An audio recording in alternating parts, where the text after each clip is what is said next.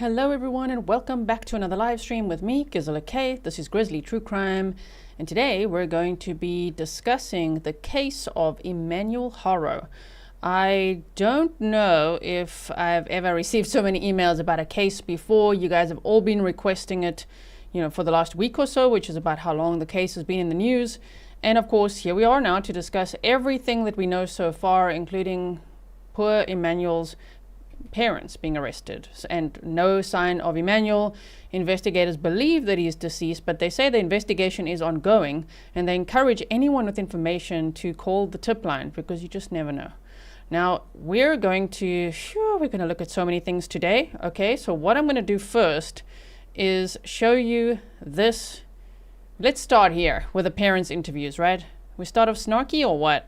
My goodness, when I'm sure those of you who already have followed the case very closely, you're gonna know when you first saw this interview, like when I first saw this interview, that was really sus. But we're like, okay, give them the benefit of the doubt. We'll try. But oh man, talking about the baby in past tense and all of that, let's have a listen. The parents absolutely beside themselves as they continue to search for their 7-month-old baby. Now take a look behind me. The baby went missing in this very parking lot here in Yucaipa, right in front of this Big Five store. Friends and family have gathered at this hour. They're getting ready to go out for a search party. No, he's gone. I can't find him.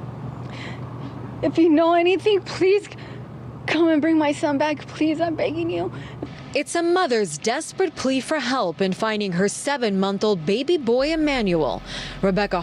Okay, let's pause there already. Damn, when I saw that flyer, I'm like, excuse me, sir, what are you holding there? You two made a flyer that says, missing kid? How impersonal do you want to be? Missing kid. Okay, right. Plea for help in finding her 7 months. There you go. Missing kid, Emmanuel Haro, 7 months old. Are you sure? Because people have reported, meaning family witnesses, that they actually haven't seen Emmanuel for a long time. So he might have gone missing a long time ago, rather than when he was reported kidnapped or abducted on August 14th of 2025. This case takes place in California. So if you are local to this case, let me know as well. Welcome to all my moderators, patrons, members, subscribers, everybody. Wendy, welcome to Grizzly Supporter as well. Please like and share so others can also find this information, because today we're going to try to cover everything we know so far, the facts, the speculation, and all the interview clips and everything, right? Okay, so when I first saw this, I'm like, this is the dad. This is the dad sitting here of this little boy, and the mom with the black eye sitting there as well. Okay. Month-old baby boy Emmanuel. Rebecca Haro says it all happened Thursday evening around 7. She, her husband, and their 2 other children were at a nearby park for their older son's football practice. She says she drove over to this Big Five store to buy a mouth guard for her older son. Here's a spoiler alert already. If you don't know the case, by the way, don't worry. We're going to go over everything. We've got graphs, pictures. You'll understand everything right after this live stream, right? I would hope so. But the father of this little boy has had 2 wives before. So this is wife number 3. And he's had 5 children. Now, with an ex-wife, he had a son. And that is the stepson that Rebecca and Jake, these parents, claim they went to this football game that he was playing in. But the mother of that son says that wasn't even happening. That practice wasn't even. So the whole story is a complete lie. This entire story is a lie. Let's watch this through. We could watch it again later maybe. And we're going to watch this through. Then I'm going to tell you everything about the case. I came over here. I parked right here in this edge. When I was coming over here, I smelled the baby went to the restroom. It's like, okay, Papa, don't worry, we're going to change you. Rebecca says she took out a diaper and laid the baby down next to the car seat. She only remembers a voice she heard. I was going to get the diaper and somebody said, hola. And I didn't see nothing since. I woke up right here on the floor. And I didn't see Emmanuel. Rebecca says she woke up with a black eye and her baby gone. She searched around the car, ran into the store, then called 911. Everybody came, the dogs, helicopters. But no sign of Emmanuel and no witness to what may have happened. Whoever took my son, please return him. We just want him back. We won't do anything to you. We just give us our son. Just keep him safe. Don't hurt him. Make sure you feed him, change him. Emmanuel's father, Jake, says his family does not have any enemies and can't imagine who or why anyone would take their baby. If you know anything, please come forward or take him to the cops or please let us know anything, please. Okay, so that was the initial interview, right? Oh my goodness. Somebody was saying Evie Sunshine said they didn't make the flyer. They were upset with the word missing. Who made the flyer then, Evie? I've read reports that they made the flyer, that people find it suspicious that they wrote missing kid and that it's their numbers listed. Literally it says Jake and Rebecca, and guess what? Their numbers were disconnected right after the flyers were distributed. That is quite something, you know. So, okay, let's get into the presentation. Kate M. GTC said they can't even fake tears. That was quite performative, right? But that was the initial interview, and it's like, okay. What I want to know is if Rebecca, the mother of this little boy, is saying she drove to that Big Five sporting goods store in the evening to buy a mouth guard for who she said is her stepson, which would be her husband's ex-wife's son, right? So Jake's son. So yeah, she would be a stepmother. But okay, so you driving with your baby boy to the sporting goods store in the evening, and then you're going to change his diaper. Now you're claiming that there's an abductor that is friendly. He says, hola, and he knocks you unconscious, but you're making like he's behind you, right? He knocks you unconscious from behind, but then you've got a black eye. And you're saying that's from the abductor who said, hola. Man, that story it's a really bad made up story, honestly. If this case wasn't so absolutely heartbreaking, that would be funny. Because what were they thinking? Perry, thank you so much. So, Emmanuel Haro, I just want to quickly see how I write this. Wait. Yucaipa, did I say it right? Yucaipa, California. Emmanuel is a 7-month-old baby who was reported missing by his mother on August 14th of 2025. He's approximately 24 inches tall, weighing 21 pounds, with brown hair, brown cross-eyed and eyes, and last seen wearing a black Nike onesie. Now in this picture he's wearing a blue Nike shirt, but they said he was last seen wearing a black Nike onesie. His mother, Rebecca Haro, 41 years old, and his father, Jake Haro, 32 years old, have been arrested and charged with malice murder.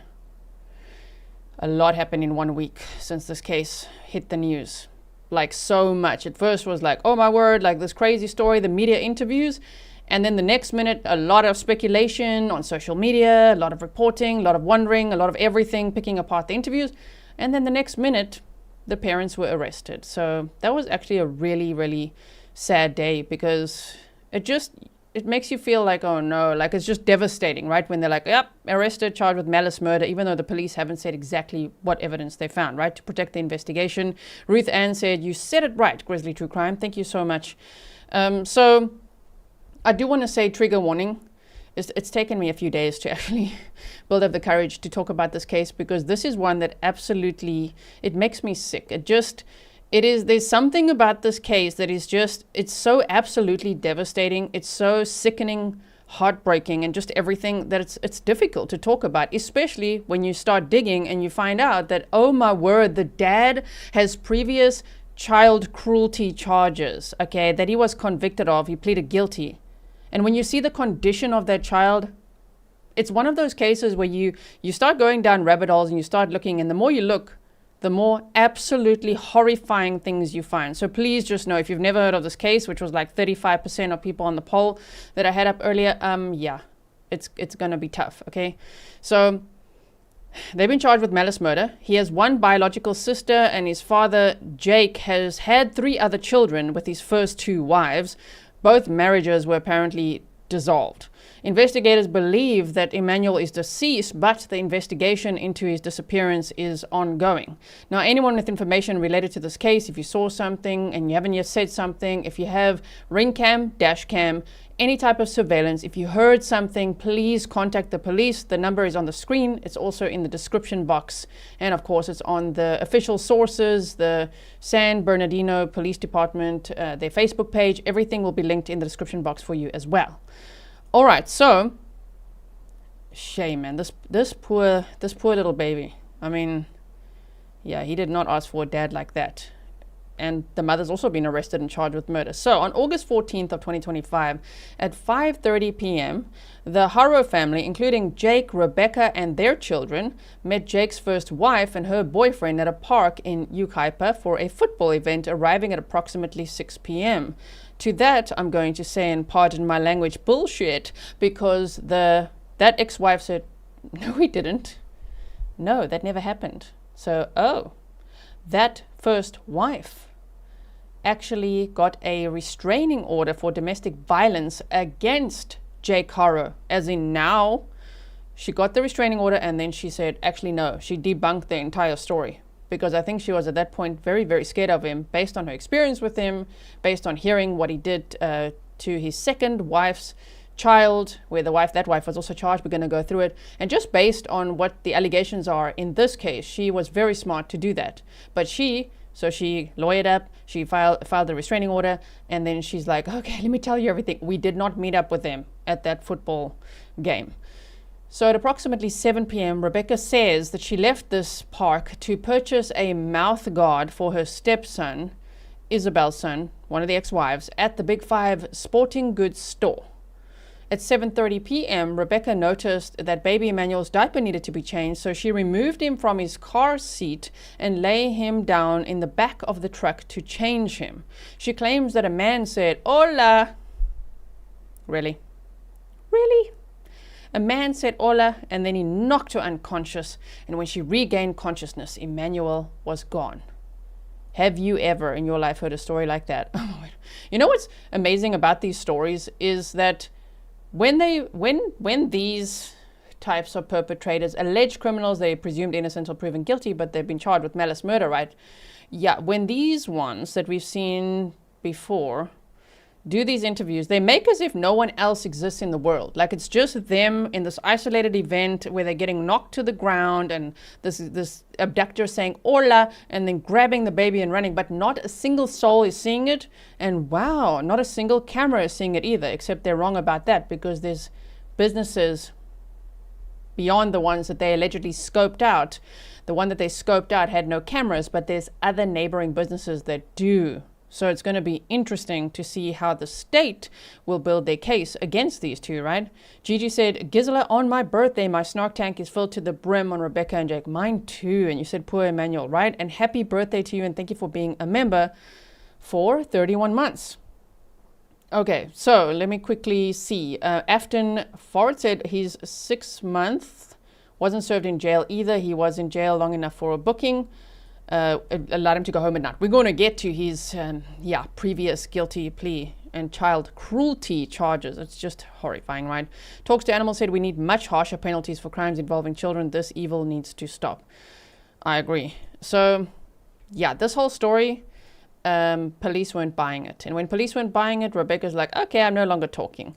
Now here's the other thing that Rebecca's mother said, which is this one. Wait, is it this one? Yeah. Now, we did ask the grandmother if anyone saw baby Emmanuel at the park last Thursday. She told us that the baby's mother would never take him out of the car because he didn't have his vaccinations. The grandmother also told us that her daughter was asked to take a lie detector test, but her husband said no until they had a lawyer. Sharon.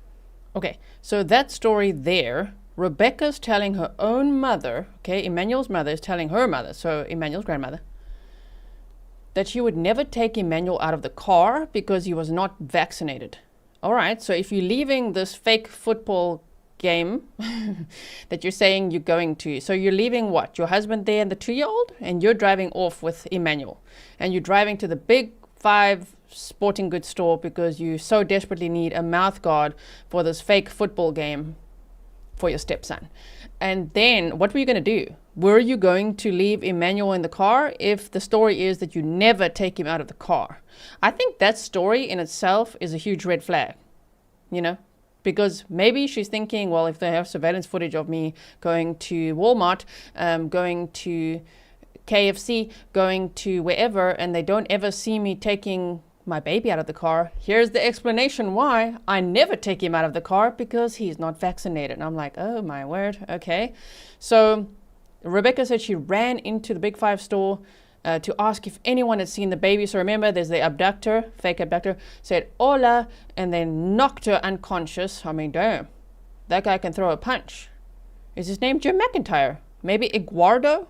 Those two references are from other trials we've watched together. Letitia Stach, Eduardo, and Jim McIntyre, a recent trial we just watched. So let's not go off on a tangent. Ola knocked unconscious. When she regains consciousness, and there's no time frame there really. Just like, how long did that take? She wakes up, there's no sign of her baby. She runs into the Big Five store to ask if anyone had seen the baby or someone with the baby. But guess what? No one had seen anything. At 7:47 p.m. on August 14th of 2025, she calls 911 and reports him missing to the San Bernardino County Sheriff's Department. Deputies from the San Bernardino and Riverside counties, along with K9 scent tracking units, responded and searched the area but did not locate Emmanuel. No suspect or vehicle description was provided, preventing an Amber Alert, because everyone in the beginning of this case was like, why is there not an Amber Alert if this is like the mother saying that she was knocked unconscious, you could see her black eye, and then she's saying somebody took her baby, and the police are like, because there's no evidence of that. Terry, thanks for being a member for 7 months. You said thanks for covering the super sad case. Yeah, this one is really difficult. So, okay. Also, with the missing kid flyer, maybe they made it really quickly. You know, they wrote Emmanuel Haro, 7 months old. I really question his age, meaning if he had been gone sooner, did he even reach 7 months old? You know what I mean? He might still be alive now, but police believe that he's deceased. That's what they've said, right? But maybe the parents disconnected their numbers, because they did say they got death threats. People were calling them nonstop and all of that. But, you know, if you're really desperate to find your baby, you might not want to disconnect the numbers on the flyers, you know? But who knows what the circumstances there were. So on August 15th, that's the following day, Rebecca and Jake speak to the media, including KTLA and ABC7, pleading for Emmanuel's return. Rebecca claims that the bruise under her eye was caused by the abductor who knocked her out on August 14th, but surveillance video reportedly shows Rebecca with a black eye as early as August 3rd, on the same side and everything. On August 3rd of 2025, 11 days before the reported kidnapping, when she was at the Waterman Discount Mall, one unnamed female witness reported seeing Rebecca and her daughter at a park in Banning, California, the night before the alleged kidnapping, which would have been August 13th. And the witness described Rebecca as having the black eye at that time and acting erratic. Other unnamed witnesses have similarly claimed sightings of the bruise a day or two prior, and some noted that it appeared faded or healing, consistent with being about a week old rather than fresh from the day of the incident. My goodness. Carla, you've been a member for 2 years. Thank you so much for your support. Happy Grizzlyversary. And you said 2 years, gee, holy Grizzly. Right? Okay. Thank you for making me smile in this very difficult case coverage. Okay, I'm just going to pop these on the screen. And Chemical, also, you said that this case is so harrowing. This poor little angel of a baby, heartbreaking. Love to you all. Thanks for all you do, G. Thank you so much. So, yeah, the bruise story and the abductor knocking her out. Very interesting. When the behavior panel analyzed Rebecca and Jake's interviews, that is one of the things that Greg Hartley had pointed out, is like, my follow-up question would have been, if he was doing the interrogation or something, how did this abductor knock you out? Like from behind, like from the front, like in the eye, and then what? And then what? You know what I mean? Wow. Okay, so we're going to get to August 16th, but let's first look at some more of these interviews, because there's a couple of little clips here, right? So let's look at this one. I got him out of the car seat and I laid him down and so I could get his diapers ready. And somebody said, "Hola," and that's all I remember. And I saw white. And a hearing sound, I fell on the floor. And I said, as I got up, I couldn't find my son. I checked all around my truck. And I ran into Big Five. And I asked the lady if she saw a baby or someone with a baby. She said no. It was a happy boy. He smiled. Mackenzie loved to kiss him. He was a healthy baby. He was crawling, he was kicking, he was playing. I'm sorry, so what? How many times can you say was? Whoa, the daddy especially talks about his son in past tense a lot, which if someone says it once, you can be like, oh, okay, maybe they've lost hope. But if they say it repeatedly and the dad is calling his own son it, yeah, that's a huge red flag, right? Charlie said, look what you did to find your fur baby. They are abysmal. Now, if you guys want an entire, it's like a 45-minute story with lots of details of what happened to our fur baby Pepper. There was potentially a canine unit involved, all sorts of things. That is on the members only playlist, and it's also on Patreon if you want to check that out. Thank you, Charlie. So, whoa, he's like, the dad is saying was, like, did you hear that? I'll go back a few seconds here. She said no. It was a happy boy.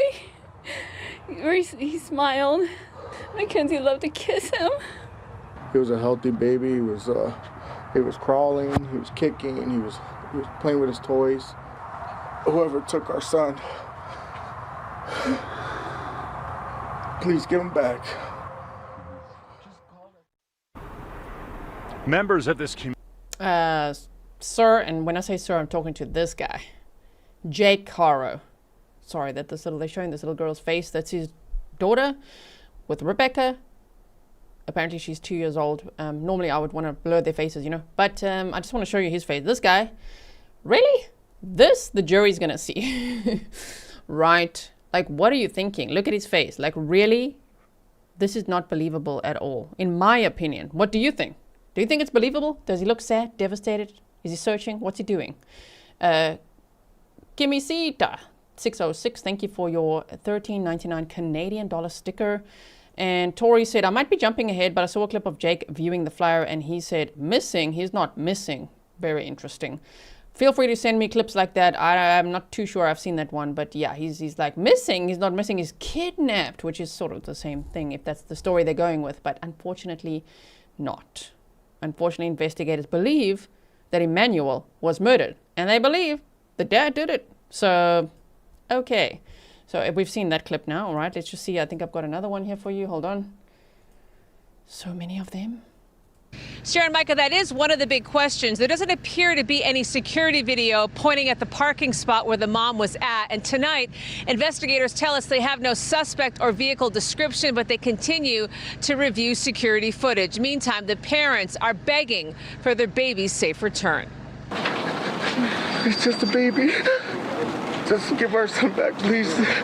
A desperate plea from the parents of 7-month-old Emmanuel, now missing for more than 24 hours. He was wearing a black onesie with a Nike swoosh on him. That's what Emmanuel Haro says her baby was last wearing when she says someone snatched him out of her pickup in this parking lot in front of Big 5 off Yucaipa Boulevard in Yucaipa. I was gonna get the diaper and somebody said, hola.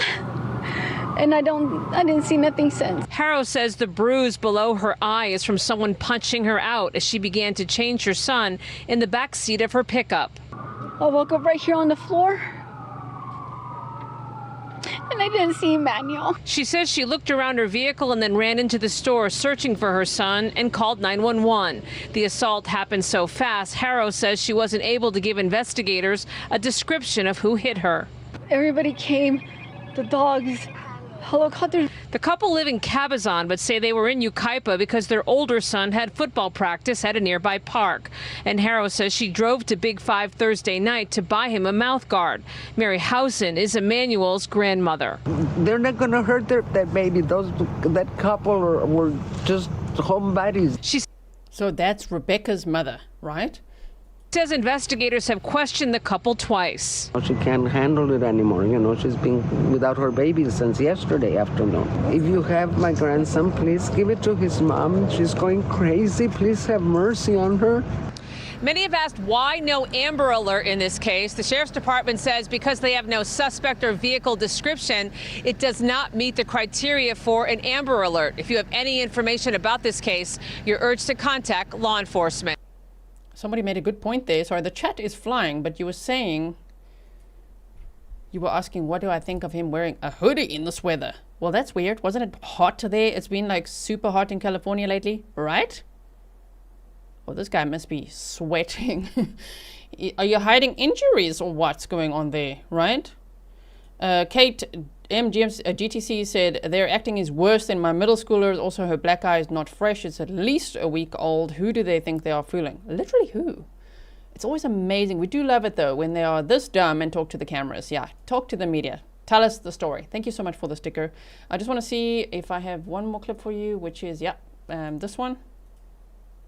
Please. A distraught mom pleads for the return of her baby, who she says was kidnapped as she changed his diaper. He has little wavy hair and light brown hair, so soft, like a feather, with beautiful brown eyes. But today there's a chilling twist in the search for 7-month-old Emmanuel Haro. Emmanuel's mother, Rebecca, claims she was changing the baby's diaper here in the parking lot of this sporting goods store. There are no visible security cameras we can find to confirm her story, but she claims the baby was on the back seat and she was standing at the door when she heard the voice of a stranger and was hit from behind. I had his diapers right here, and then someone said, "Hola," and I couldn't even turn, and I don't remember nothing. She says she was knocked unconscious. I got up off the floor and I didn't see my child. Someone took him from me. You can see Rebecca has a black eye. There have been prayer vigils to comfort her. But is there more to this than meets the eye? Rebecca has stopped cooperating with detectives. Rebecca was confronted. Well, that was a red flag when she stopped cooperating with investigators the minute they started just asking her questions and saying, but your story doesn't add up at all. Yep, nope, no more cooperation. So with inconsistencies in her initial statement and declined to continue the interview, the San Bernardino Sheriff's Department said. And it emerged that Emmanuel's father, Jake Haro, was jailed for 6 months for felony child cruelty in 2023. We just want our baby boy. Police searched the Haro's home, reportedly with cadaver dogs. And a missing children's organization has withdrawn a $5,000 reward, saying something is not right in this whole picture. Please bring us back our son. okay, so I'm gonna link all of that. Let me just check my list of things here. Okay, so now we're gonna continue with our presentation here. And yeah, buckle up because it gets worse. You think it can't get worse? It gets so much worse. Okay, August 16th, remember he was reported missing, Emmanuel Haro, reported missing by his mother on August 14th of 2025 at around 7:47 p.m. And she said there was an abductor that said hola and knocked her out, like punched her out right in the eye. She fell to the floor. She doesn't say ground, but okay, she fell to the floor. And then the abductor grabbed her baby and she was just like lights out. And when she woke up, oh my word, her son was gone. She ran into the store, asked if anyone saw a baby or someone with the baby. No one saw anything. And that was that, right? Now, August 16th of 2025. This is a summary from the police department, the San Bernardino Sheriff's Department, right? They said on Thursday, August 14th of 2025 at 7:47 p.m., deputies in Yucaipa were dispatched to a retail business after Rebecca Haro reported that while she stood outside her vehicle changing her child's diaper, she was physically assaulted by an unknown male and rendered unconscious. When she awoke, her 7-month-old infant, Emmanuel Haro, was gone. Deputies and K9 units from San Bernardino and Riverside counties responded and began an extensive search. Emmanuel was not located. Based on the circumstances, Sheriff's Specialized Investigations Division responded and assisted with the investigation.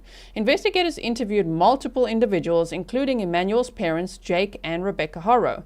During those interviews, Rebecca was confronted with inconsistencies in her initial statement and declined to continue with the interview.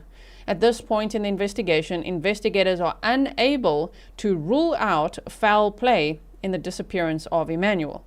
Investigators continue their investigation to locate Emmanuel Haro. Anyone with information regarding this incident is urged to contact the Specialized Investigations Division, and there are the numbers on the screen. Callers wishing to remain anonymous should contact WeTip at 1-800-78-CRIME or go to wetip.com. So that's great as well, because some people might be scared to call or something, but you can actually report whatever you know anonymously if you have not yet, right? DSN said, thanks for the membership. Thank you for the membership, and happy Grizzlyversary to you. They also said that deputies began searching, but said they found inconsistencies with Rebecca Haro's initial statement. When she was asked about those inconsistencies, she's like, oh, no more of this. I will no longer be cooperating. So, wow, okay. Let's quickly see a comment here. Lucas said the black eye is already colored like a few days old, so not from that day. Yeah, and there's witnesses that saw that black eye from as early, allegedly, reportedly, as early as August 3rd.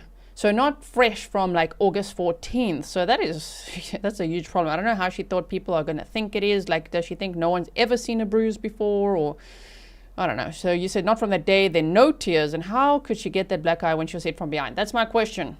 And especially what kind of friendly abductor says, hola, and then does that? Interesting. DSN, thank you so much. Now, Emmanuel's grandmother, Mary Bushausen, Rebecca's mother, told KTLA that the couple loved their son and would not harm him. She noted that police requested Rebecca, her daughter, take a lie detector test, but Jake refused until they had legal representation. So you could see he was pulling the strings there. I wouldn't be surprised if it turns out that Jake caused the bruises on Rebecca's face. You know what I mean? If that ever comes out, okay, are we going to be that shocked? I don't know. So she also reported that Rebecca received death threats and that their 2-year-old child, because remember they had, Rebecca and Jake had 2 children, Emmanuel and his 2-year-old sister. So the grandmother told media that Rebecca received death threats and that their 2-year-old child was removed from their custody by Riverside County Child Protective Services. That's also always a red flag. You know, when the police go in with search warrants, they search the home, they're going in with cadaver dogs, and the next minute they're removing the other child. That just like your heart sinks, right? Like, oh no, what did they find? What's going on inside that house? On August 17th of 2025, a candlelight vigil was held for Emmanuel at the Big Five parking lot, right there where Rebecca said that he was, kidnapped from. And so they had this candlelight vigil reflecting community concern. And they all had these like banners, justice for baby Emmanuel Haro. I see they're all sharing like blue teddies and blue, everything's kind of in blue for the baby boy. And because we've got that picture of him in his blue shirt, I guess. So I don't know if that was his favorite color or not. He was only 7 months old at the time that his mother reported him missing. And so just so that you know, people are using blue from what I could see. Seashell said, love all you Grizzlies. Thank you, GN Mods. Oh, thank you so much. Okay, so then we have August 18th of 2025. The investigation into the disappearance, again from the police. This is a screenshot that I got from their press releases, right? They said the investigation into the disappearance of 7-month-old Emmanuel Haro is continuing. During the last few days, investigators have conducted extensive searches in Yucaipa and Cabazon, looking for Emmanuel and any evidence that may lead to his location and circumstances surrounding his disappearance. Investigators have served several search warrants at the Haro home and utilized canines to aid in the investigation. Additionally, a large amount of surveillance videos being obtained from areas of interest. Oh, but Rebecca thought there was no surveillance. So what do you mean? Oh, like neighboring businesses. Duh. Oh, when they're like, they're scoping out the Big Five sporting goods store. Allegedly, people had seen them there before, saying their car got broken into, and they want to know if there's cameras, and they're like, there are no cameras here, and they're like, oh, magically that turns out to be the place where, some very friendly abductor knocks out. Interesting. Anyway, so they said they've got a large amount of surveillance video that has been obtained from areas of interest and are being reviewed. Anyone with information is urged to contact investigators or we tip at the numbers listed below. Then, on August 19th of 2025, the non-profit organization Uvalde Foundation for Kids had offered to help in the search, and they actually offered a $5,000 reward, but then they withdrew it. What a day that was. Well, like, wait, what? And so they said in a statement to Eyewitness News, the foundation said, we cannot, in good conscience, utilize our team and resources when so much is missing in this case. Of particular concern to us lies within the inconsistencies in the details and the sudden decision by the mother to end communication with law enforcement and our team originally prepared to help. Tell me, what parent would do that who was missing a child? Something is not right with this whole picture. We hope law enforcement will continue to pursue the case so that this precious child may be found and placed in a safe environment. Also, if we quickly just look at this map here, from where they were in Cabazon, Ramona Street in Cabazon, to the Big Five sporting goods store is, I think it's like 45 minutes away, 35 minutes, 22 miles, something like that. So people are also saying, well, if there really wasn't a football game there, then what were they doing, right? So if we go from... Hey. Here's the Big Five sporting goods store. And this is where they lived, right? So from their home, going, if there was no football game, no reason to be in this area. That's an interesting drive. So the police are definitely searching all around the home. Some people have speculated online that they want to lead police to this location away from the home. You know what I mean? It could be. I don't know. No one knows where Emmanuel is right now, sadly. So back to our presentation. So yeah, this was a big day when the Uvalde Foundation for Kids decided to retract their reward, and they were already going like, this mother, like who would do that, right?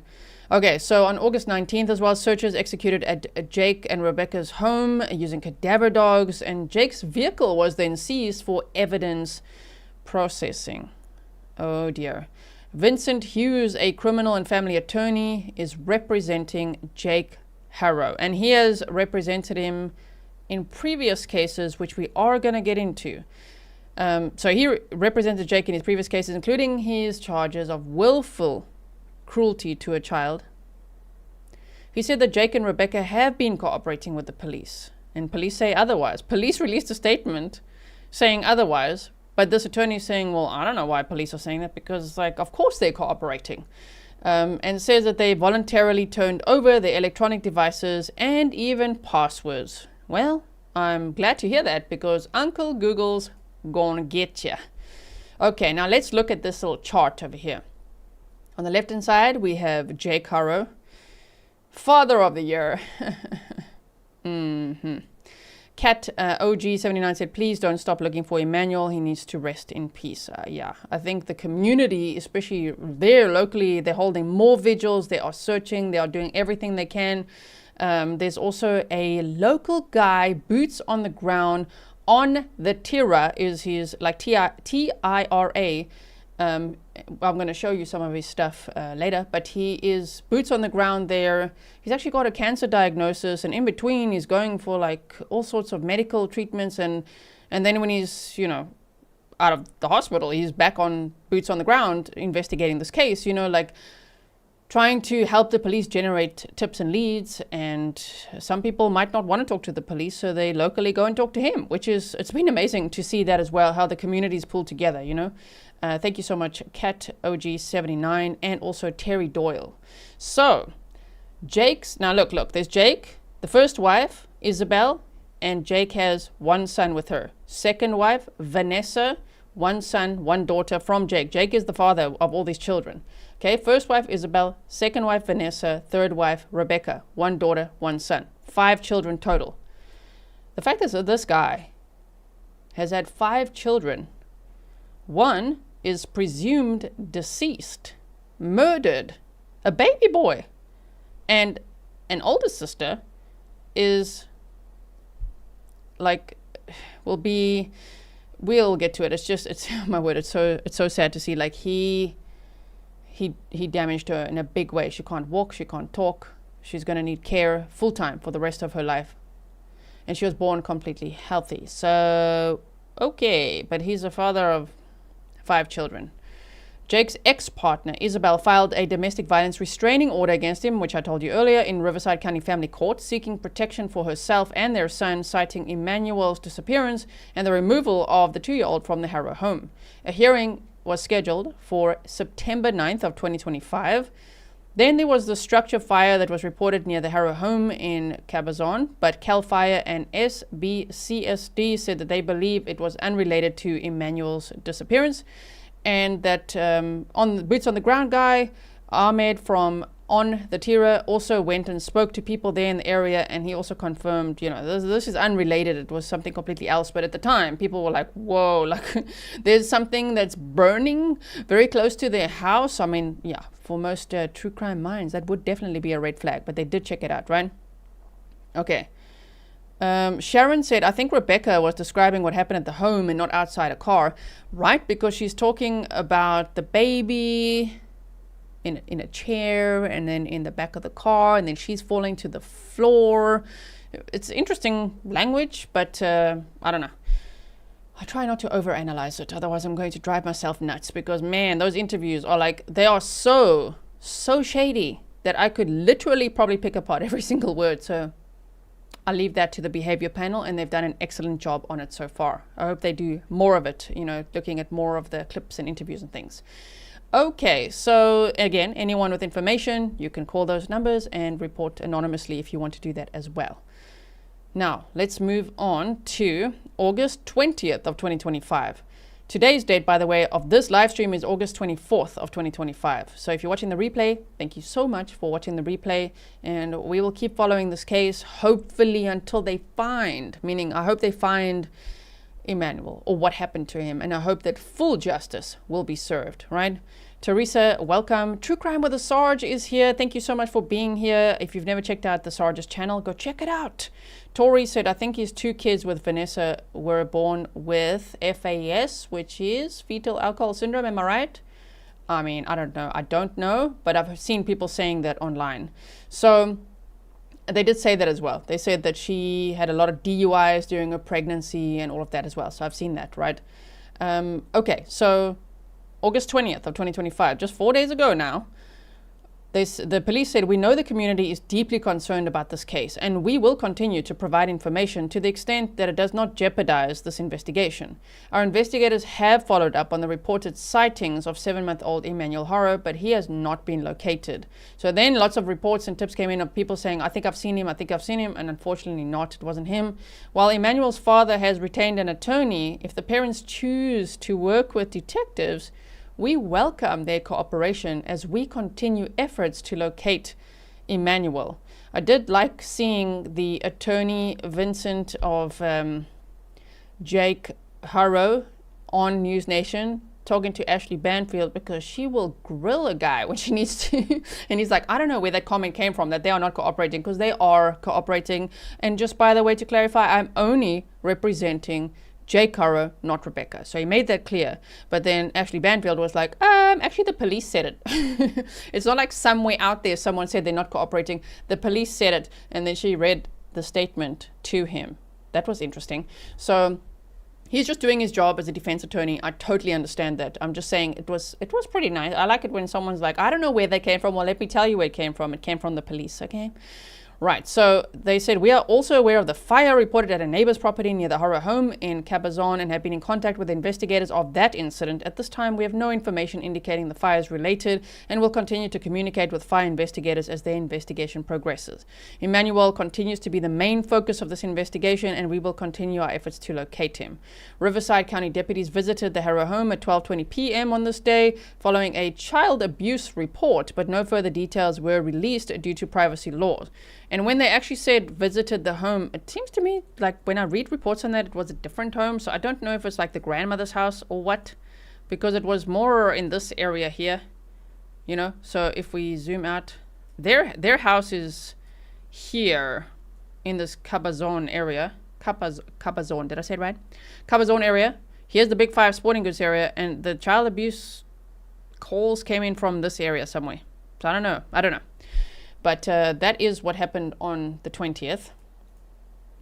And so, yeah, there's already a caution there. So I'm just going to remind you again that this case absolutely comes with a trigger warning. And as we peel the layers of the information in this case, it gets more and more difficult, right?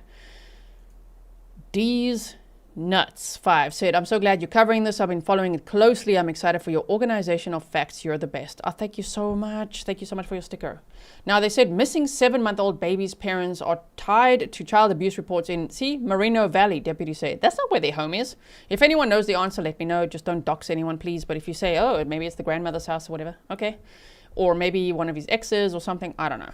Now, they said the search for baby Emmanuel is ongoing, but the child is presumed dead. Investigators spent hours combing through the parents' home in Cabazon on Friday. Deputies say the Haros are also at the center of other reports of abuse. Are we surprised? Okay, so Riverside County Sheriff's deputies say they responded to a call of child abuse at a home in the 23,000 block of Cottonwood Avenue in Moreno Valley on Thursday afternoon. They confirmed the investigation is related to the Haros. Deputies said the investigation into the alleged abuse is ongoing. No further details were released. So I don't know, maybe it could be reinvestigating things from the past, which we're going to go over as well. Is it new? I don't know what's going on there. Esme, thank you so much.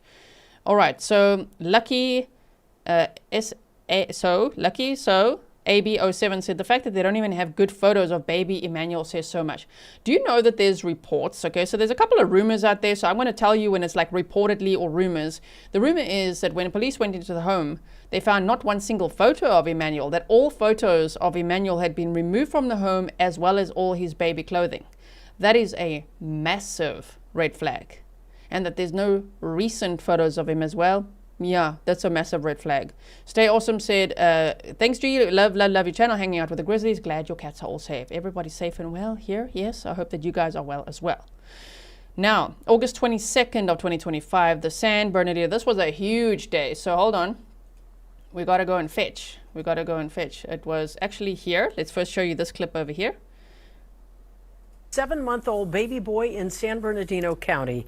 Neighbors are on edge while police say there are some inconsistencies in the parent's story. Yeah, the boy's mother says she was attacked in the parking lot last Thursday, and when she woke up, her son was gone. NBC4's Karma Dixon live at the family's home in Cabazon with the latest on the investigation.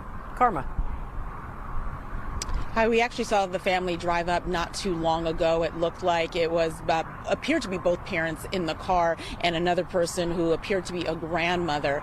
When asked if there was any comment, the person who appeared to be the father, Jake Haro, just referred back to his attorney. And we have put in inquiries with his attorney and have not yet heard back. But in terms of community interest, it has not waned at all. As a matter of fact, it looks like there's a person just over my shoulder from the community who came out to see what was going on. People are very concerned about this little boy and want some answers. Day 5, Emmanuel Haro is still missing. As memorials to the 7-month-old grow, so does the anguish and the outrage from the community surrounding Yucaipa. That's well said. The anguish and the outrage. Just, deep diving this case. Even just at first glance, I was like, oh my goodness, this is really bad. This is really, really terrible, heartbreaking, disgusting parents. I mean, oh man. And then the more you look, you're like, what? And then the outrage. Once you start learning more of the timeline and the facts and you see the interviews and things, oh my word. Bring this baby home and the truth needs to come out. San Bernardino County detectives were back in Cabazon today, approaching houses just yards away from a home of Jake and Rebecca Haro. The couple reported their baby Emmanuel missing Thursday night. The mother saying she'd been attacked in a Big 5 parking lot in Yucaipa. I got up off the floor and I didn't see my child. Someone took him from me. That's when I got hysterical. I started panicking. San Bernardino County investigators. Oh, you got hysterical, you said. Are you sure? They, when confronted with inconsistencies in the story, Rebecca Haro decided to end the interview. If you're an investigator and you're hearing this statement and you're hearing, what the family has said happened, what are the steps that you begin to take to work this case? We start from within the home and we work our way out. So anybody and everybody that had access to this child gets a very thorough interview. Moses Castillo is a retired LAPD detective who investigated crimes against children for about 20 years. He's not involved in this investigation, but he feels he has a sense of how authorities will move forward. When you see all that footage of the candlelight vigils that were held, I think there were already at least 2 held in honor of Emmanuel Haro. Everybody worried, everybody trying to do their best to help. Do you think that Rebecca was there? Do you think Jake was there? They were not there. And I'm talking pre-arrest. They were not at the candlelight vigils. That's another red flag. I mean, there's so many red flags in this case, really. Naming them is just like everything they did. It's a huge red flag. Moonchild said, I'd like to ask Grandma and Aunt, when was the last time they held and kissed Emmanuel, right? And they said that they'd interviewed so many people and that lots of family members and acquaintances and so witnesses say they hadn't seen him for quite some time. There's online speculation that they may not have actually seen him since he was born. There's actually a really wild conspiracy theory that started spreading like crazy that he didn't even exist. And I'm like, okay, that's a little far. I think he absolutely existed. It's just something really terrible happened to him.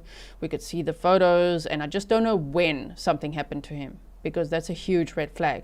It could be as early as April, of 2025, based on some other things we'll discuss. But yes, thank you, Moonchild. Very methodical in these type of searches. So you might see that, and they might even set up some special observations and following people that may be involved to see where they go, where they do. And so we've reached out to the San Bernardino County Sheriff's Office and really just asked the question that's on everyone's mind at this point. Do they have any sense of what happened to that child? That's not something they're commenting on now. Shame. And I mean, they're not commenting on it now, of course, to protect the investigation, but what they might know. Oh, man. So, yeah, Tracy says red flag fiesta, this case. Absolutely. So on August 22nd of 2025, this was a huge day in the case. I don't think anyone was really like, oh, no, they were arrested. Everyone was like, yeah, we saw that coming. It was just quick, hey? That August 22nd, 2025, suspect 1, says San Bernardino County Sheriff's Department, Jake Mitchell Haro, 32 years old, resident of Cabazon, California, and suspect 2, Rebecca Renee Haro, 41 years old, resident of Cabazon, California. Victim, and they say victims, Emmanuel Haro, 7-month-old infant of Cabazon, California. The investigation began on August 14th of 2025 as a reported kidnapping at the Big Five in Yucaipa. The San Bernardino County Sheriff's Department immediately dedicated all available resources to locate 7-month-old Emmanuel Haro. The investigation thus far, numerous interviews have been conducted, search warrants have been served, digital and electronic evidence really has been collected. Let's celebrate all of that, please. I do love it when they can catch them with, all the things they Googled and did. And they absolutely would have, because they've already caught Jake Googling some sinister things in his previous 2018 case where he harmed his daughter terribly. Okay, so we're going to get into that. But yeah, this guy he definitely Googles, and he doesn't cover his tracks, and he likes to blame others for what he Googled. Moving on, they said closely analyzed, right? So all of this has been collected and closely analyzed. Based on the evidence, investigators determined a kidnapping in Yucaipa did not occur. It is believed that Emmanuel is deceased, and the search to recover his remains is ongoing. Arrest warrants were obtained from the Riverside County Superior Court, and on August 22nd of 2025, detectives from the San Bernardino County Sheriff's Homicide Detail and Specialized Enforcement Division arrested Jake and Rebecca Haro at their residence in Cabazon for PC 187 murder. Both suspects were booked in a Riverside County jail without bail. That's the first question I always ask. Hey, what's the bail? Oh, no bail. Okay, great. Luna Thomas said the behavior panel said that children with physical disabilities are 30% more likely to be hurt by parents. Poor baby had crossed eyes. So sad. Shame, man. And Noni Ann said, reminds me of Classic and Sincere. Yeah, it really does, right? Oren and Orson West, Classic and Sincere. It does. Remember those interviews? If you don't know about that case, you could just find it on my in the playlist section. We definitely covered that one as well. Those parents also media interviews, rambunctious kids. Sure. Unfortunately, they never found their bodies. I hope in this case they find Emmanuel and whatever happened to him. It also helps to make the case even stronger, right? But they've charged them with murder, and so they said, while these arrests mark a significant development, our focus remains on finding Emmanuel. That's so great that they say that as well, because everybody's like, they're arrested for murder, and then the focus could go there, and they're like, yeah, okay, they're behind bars without bail. They've been charged with murder. We believe that they murdered Emmanuel. But they focus still on finding Emmanuel and finding exactly what happened to him. So they said the circumstances surrounding this investigation are tragic, and we will continue to search for Emmanuel. I want to thank members of the San Bernardino County Sheriff's Department, the San Bernardino County District Attorney's Office, the Riverside County District Attorney's Office, Riverside County Sheriff's Department, the community, and the media for bringing attention to this case. I trust our justice system will hold the parents accountable. Anyone with information, again, there's the tip line. Let's guess. Let's take a guess. Who's going to flip on who first? Who's going to turn on who? Because I vote the mother's going to be like, me, I'll tell you everything. And she'll probably get a plea deal, lesser sentence. I don't know. We see it happen so often. But please do tell, ma'am. Tell everything. Okay? And let justice be served. And let them both do time if they, in fact, murdered Emmanuel. Right now, they are innocent till presumed innocent until proven guilty in a court of law. Okay, so these are pictures from the arrest. I'm going to show you the video as well. They went in there with a Bearcat SWAT team, going in there, just like, wow, like arresting them. And apparently, look at Jake in the PJs, walking barefoot. They made him walk barefoot all the way to the truck. So okay. San Bernardino County said this morning detectives from the Sheriff's Homicide Detail and Specialized Enforcement Division arrested Jake and Rebecca Haro. Right, so we looked at that, and you could see pictures of the house there as well. Now let's have a look at the clip, shall we? Buy their story. And today, detectives just didn't buy their story. And today, Jake and Rebecca Haro were arrested at their Cabazon home in connection with the disappearance of their 7-month-old son, Emmanuel. Investigators have not found the child, but do believe he's dead.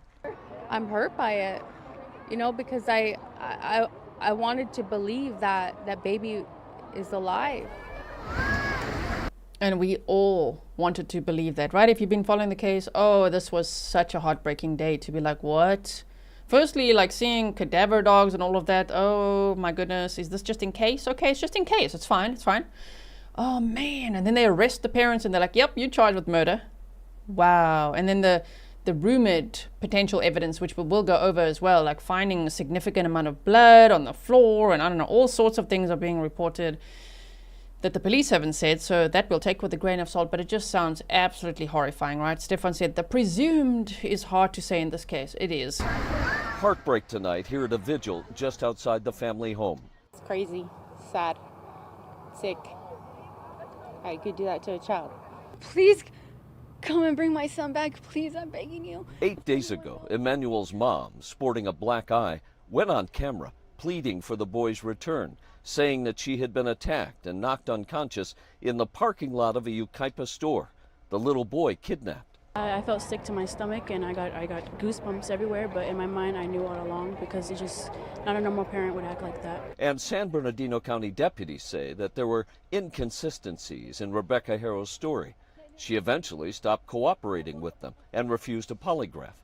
Detectives now saying that the Yucaipa kidnapping of Emmanuel never happened. It's sad. Who would do that to your own child? That's something that God blessed you with. You know, He blessed you with a child for a reason. You know, why would you do that to your own child? Police searched the family home and confiscated phones and computers and a vehicle. And based on evidence collected there, the sheriff says that the Haros have now been charged with murder. We just pray that hopefully Rebecca will break, tell the truth, come clean what really happened. And tonight, the search for Emmanuel continues. Okay, shame. My goodness. The community, at least the community, shows a lot of care, more than Emmanuel's own parents have shown, right? Eddie, don't worry. Nice to see you. Thank you so much for your sticker. So yeah, they were arrested on August 22nd of 2025, which was just 2 days ago at this point. And let's have a look at the mugshots, which were only released today. Rebecca Haro, 41 years old, Rebecca Renee Haro, and there you can see some of the details. San Bernardino Sheriff, okay, and this is all public record, just letting YouTube know that I'm not sharing anything I'm not supposed to be sharing. Charged with murder with malice and being held at the Riverside, wait, it says, oh, court name is Riverside Hall of Justice, and charged with murder with malice. And then Jake Haro, there's his mugshot. Okay. And so there as well, no bail, murder with malice. Interesting. Current facility is the Robert Presley Detention Center. Let's just see where she's at. She's also there. The Robert Presley Detention Center. So those are mugshots. And now on that photo, you can see bruises on both eyes. So did she have bruises on both eyes? When I saw that mugshot, I'm like, what? Did she cover up the one side with makeup, or is that just from no sleep, or what is going on there? I don't know. Either way, looking a little different from those interviews, huh? The crocodile tear ones. Okay, so we've got that. They're behind bars, being held without bail. Now, trigger warning again, because we're going to get into the history of this guy, which is terrible. Jake Mitchell Haro. He was in 2023 convicted of willful child cruelty, felony complaint in banning, co-defendant with then wife Vanessa Haro. Incident was on October 12th of 2018. So, first wife Isabel. He had one son with Isabel. Second wife Vanessa. He had one son and one daughter. The picture in the middle is of the daughter that he harmed.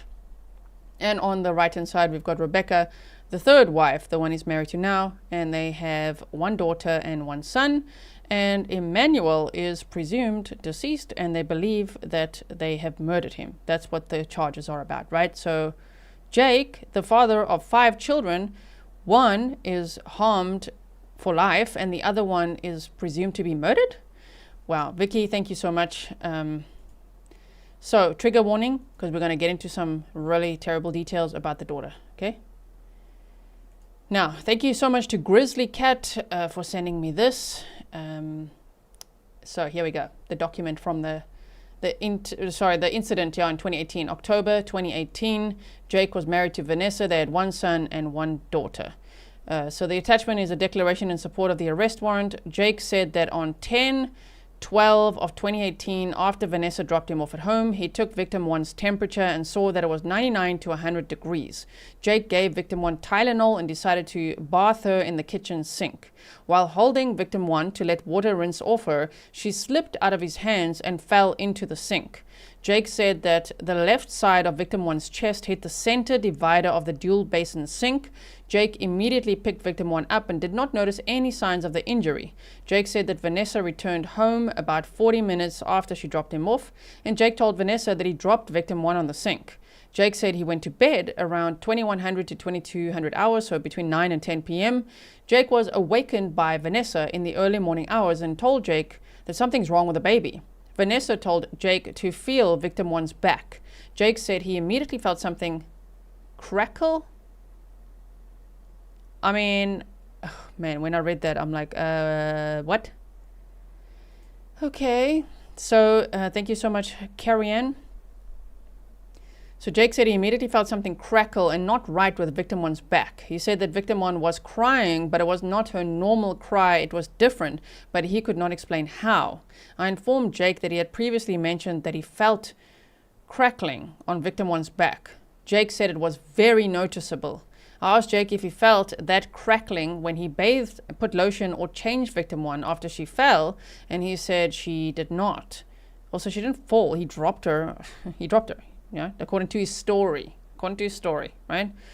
Okay, so Jake and Vanessa are the only adults in the home and are the only caretakers of victim 1. Vanessa told me she would not talk to me without her attorney present and refused to answer any questions. So this was wife number 2, remember? Susie says, thank you, G, for your hard work. These poor babies and what they must have experienced. I know, right? Again, trigger warning. Thank you, mods, for reminding everyone. I arrived at Hemet Valley. This was again 2018.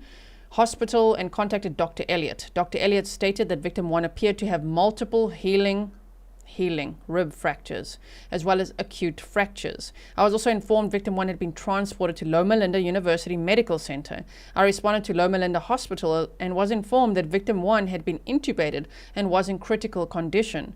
After several hours and undergoing multiple tests, forensic pediatrician Dr. Daly provided me with an update on victim 1. The following is a synopsis of the injuries found on victim 1. Acute fracture of the posterior left 5th rib. Healing fractures of the posterior lateral left 6th and 7th ribs, as well as posterior left 10th through 12th ribs. Healing fractures of the right posterior lateral 6th rib, as well as the posterior 9th through 12th ribs. Parietal bone fracture, a skull fracture, brain hemorrhage, significant vertebral soft tissue swelling of the neck, healing tibia fracture on the right leg. Dr. Daly informed me victim 1 had suffered at least 2 seizures and stated that victim 1's condition could have been fatal if medical attention was not sought. These injuries would have been very painful and caused the child to have difficulty breathing, irritable, and cry. Lynn says, thanks for covering the case. These people are nothing but evil. I knew your coverage would be thorough and with care for the children. Thank you so much. Okay, we've got another page of this to go through. Here we go. And so this picture, oh man, it breaks my heart. On 12/1/2018, Loma Linda University Children's Hospital forensic pediatrician Dr. Daly completed the suspected child abuse and neglect examination, CAN, on V1.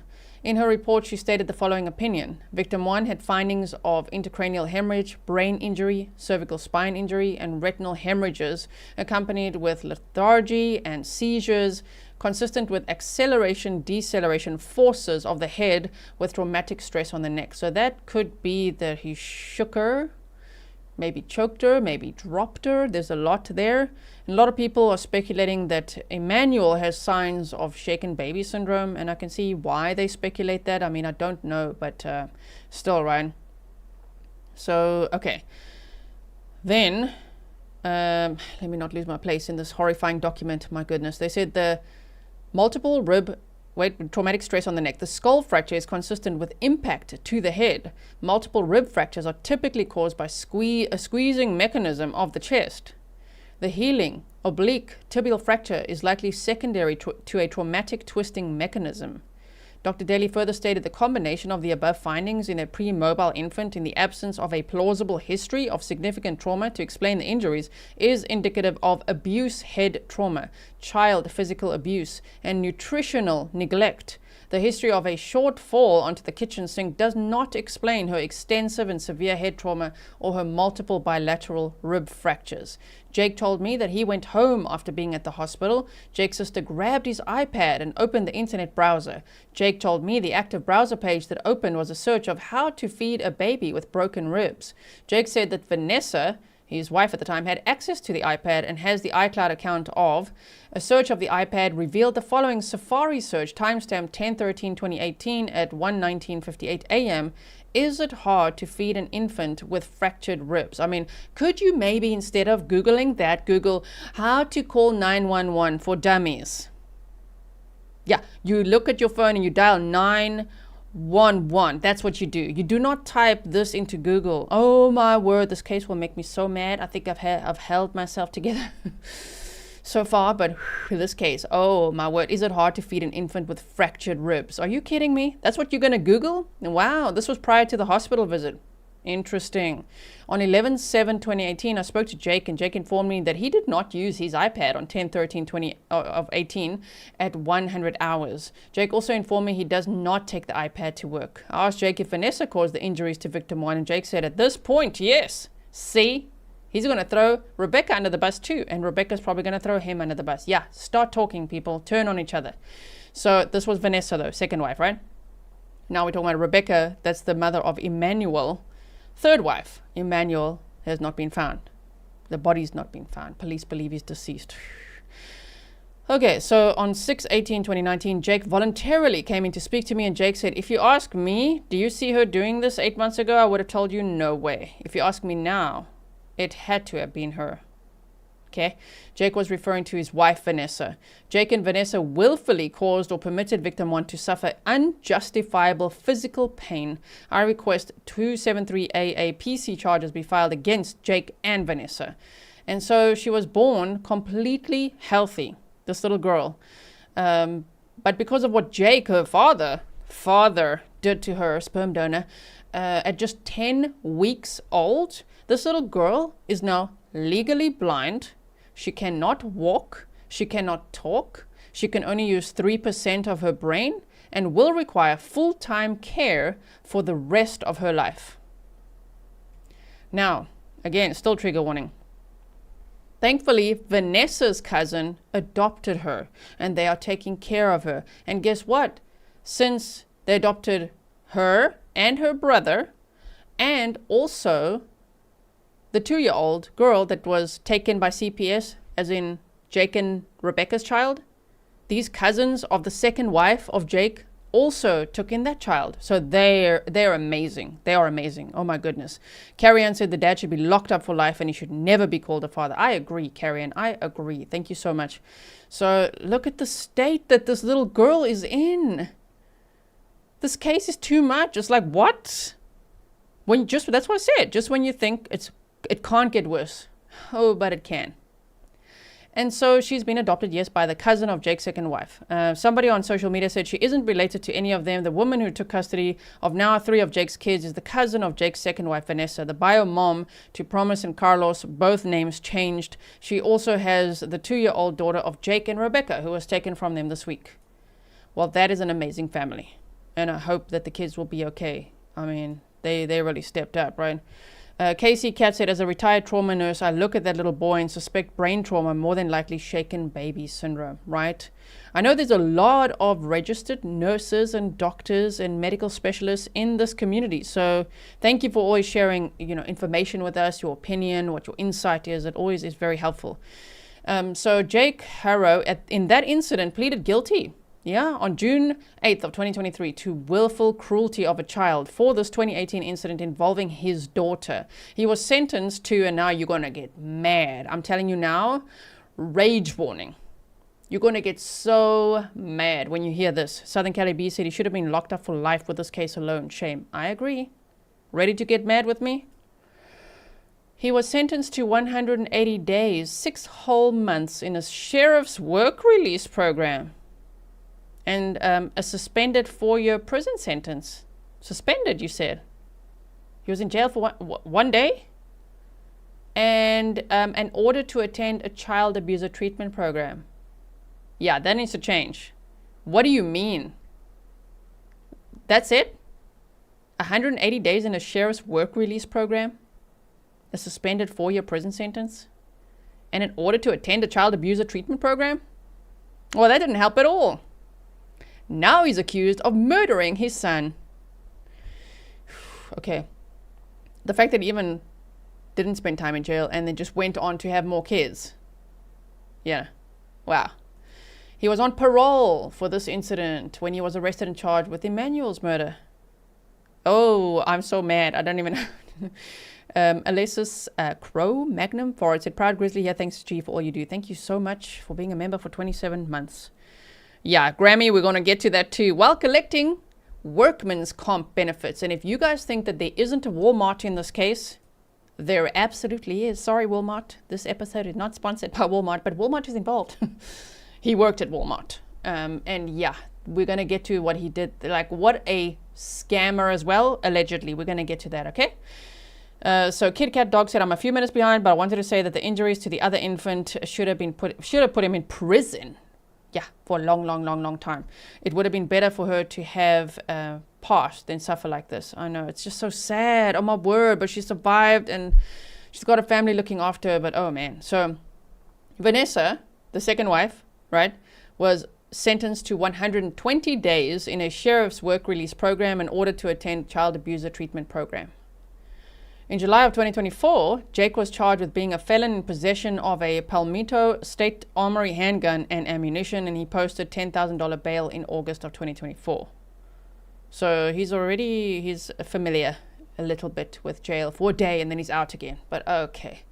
He worked at Walmart in the past, and Rebecca worked at Lowe's. He also worked at Amazon, Las Palomas Estates, and Blue Triton Brands. Both Rebecca and Jake filed workers' compensation claims.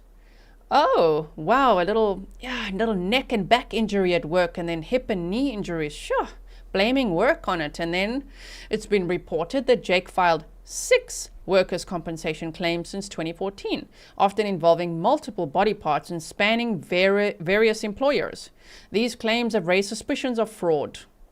Did this couple rely on such settlements as a primary income source, given the frequency and extent of the alleged injuries? That's a plausible question. Public records and discussions indicate that he was approved for benefits in at least some cases, including his most recent one, where he's currently collecting payments.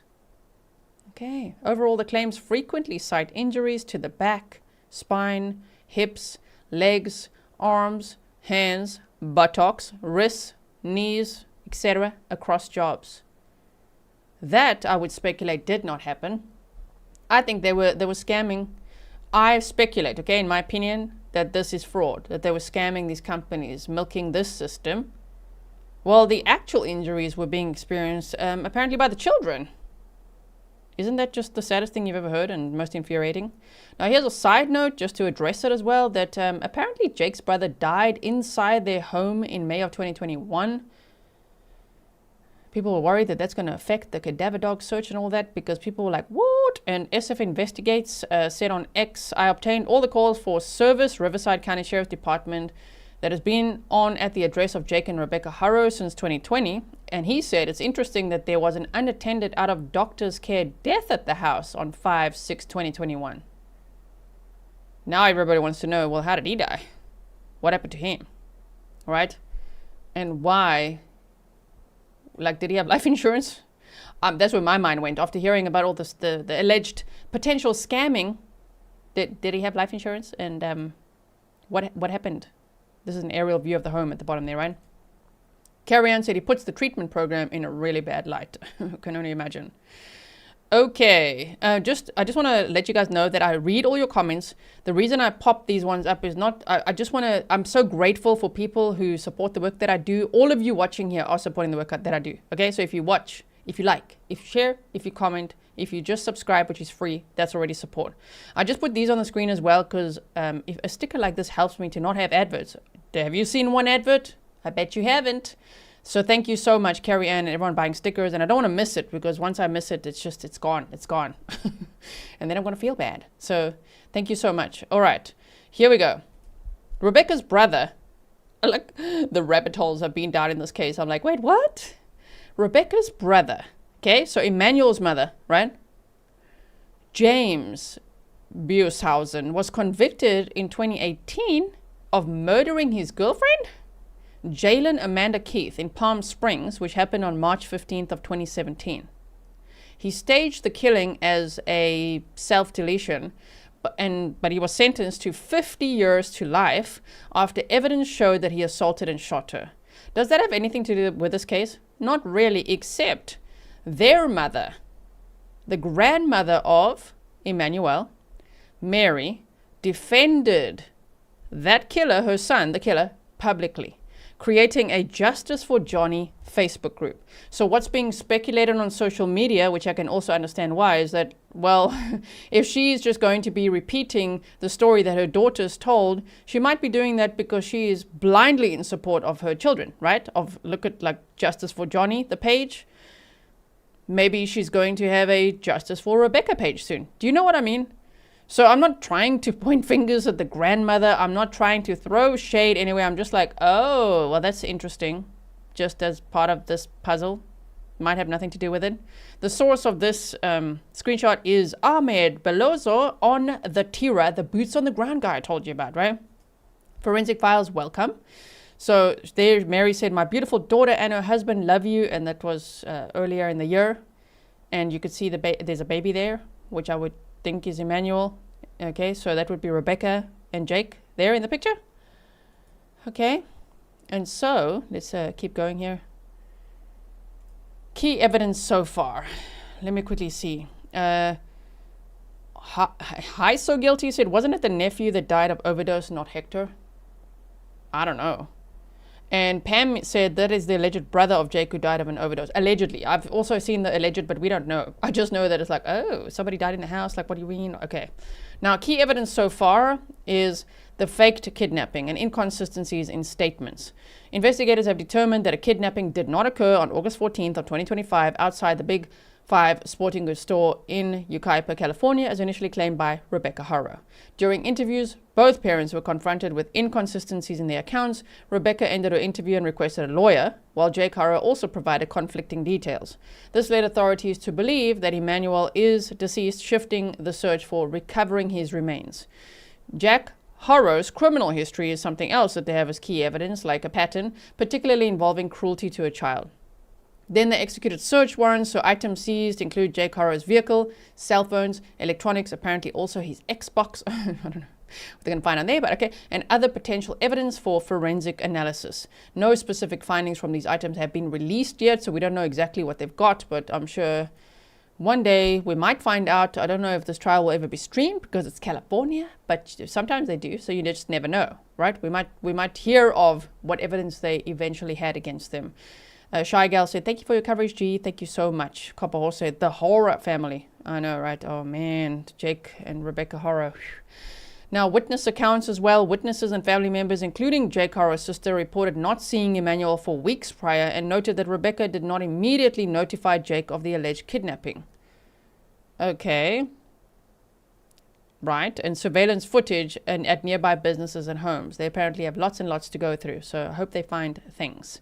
let's go over the rumored or reported potential evidence, okay? Because there's a lot of reports flying and I'm like, where does that come from? What is the source? It's not the police. The official source is the San Bernardino County Sheriff's Office. So if you just go to this website here, you will be able to follow updates, right, as they post them. So yeah, they've been posting them even here when they arrested the two of them as well.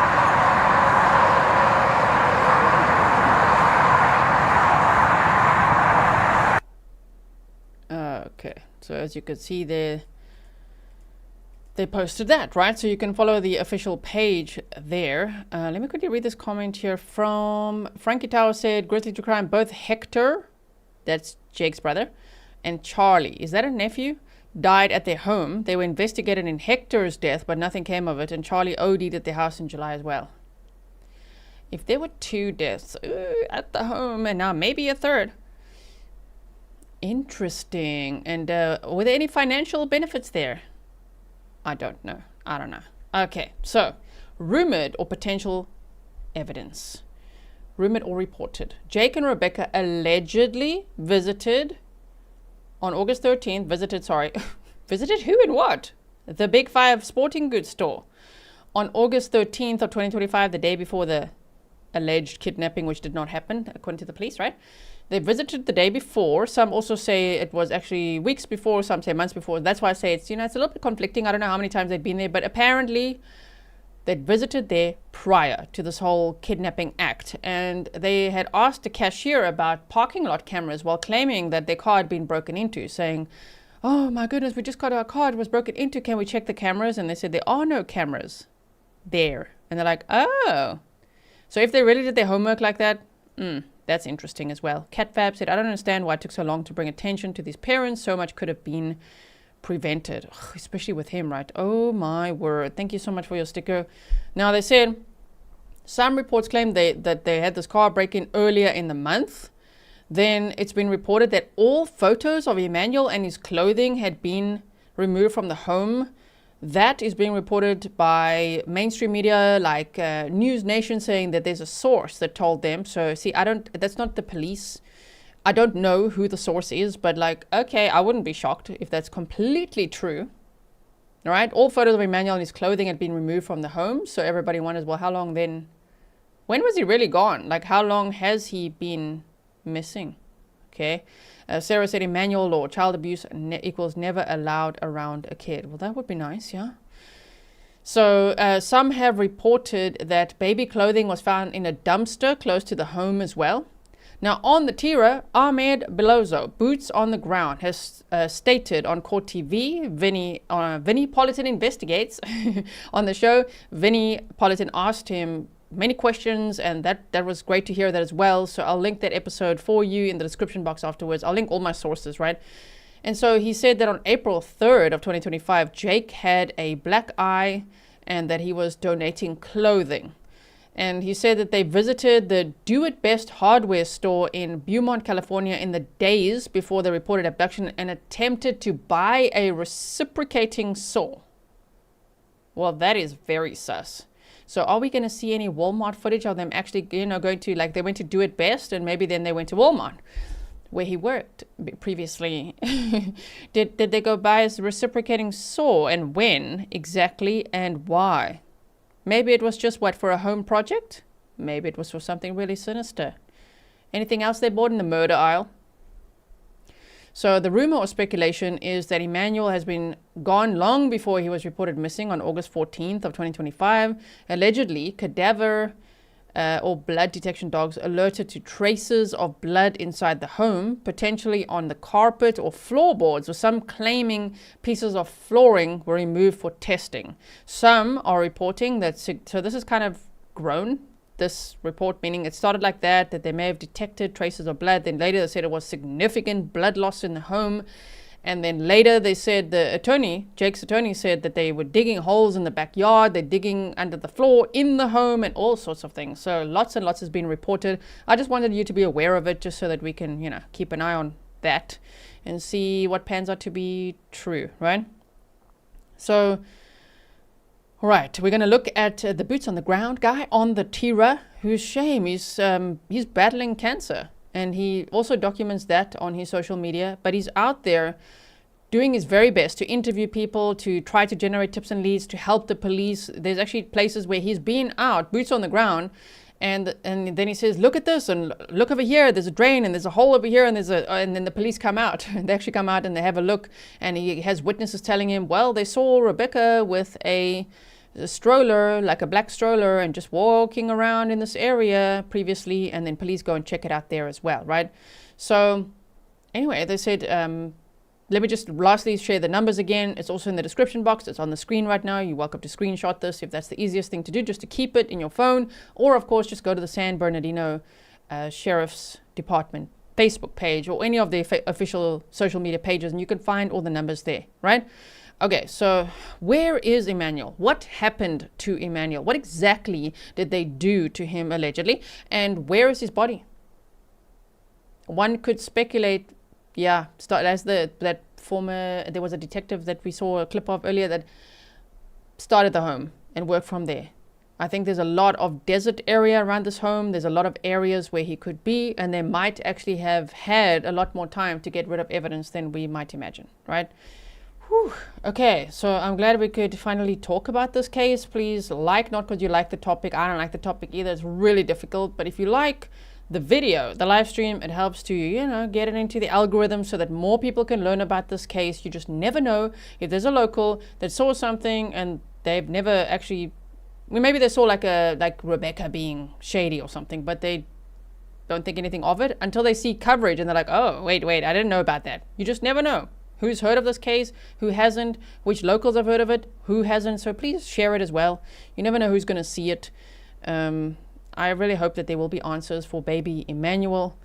What a very sad case. Thank you all, I guess, for requesting that I cover it. This was a really tough one. I appreciate this community a lot. And thank you, Grizzly Cat, as well, for all the documents and all the things that you had sent me to help me with my research in this horrific case. All right, everyone, I will keep you posted. Leave your comments below. Let me know what you think. Thank you, mods. And everybody, if you're watching live with me, they know that tomorrow on August 25th, we resume with the Donna Adelson trial. I hope to see many of you there. It is actually quite a riveting case, and to have the matriarch on trial is quite something. So I'll see you there for what I'm calling day 2. Of course, jury selection would officially be another day, but day 2 of the Donna Adelson trial. All right, everyone, stay safe.